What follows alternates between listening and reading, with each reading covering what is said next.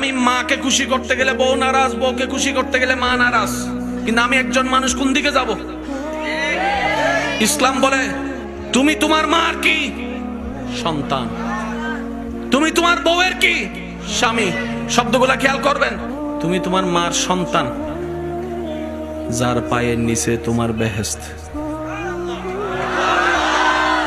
তুমি তোমার মায়ের পায়ের নিচে। তুমি তোমার বউয়ের কি স্বামী। স্বামী মানে অভিভাবক। অভিভাবক কি নিচে না উপরে? মায়ের পায়ের নিচে তুমি,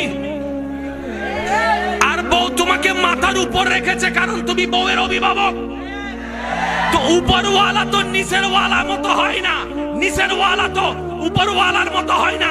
এবার সে বলে আমি করব কি?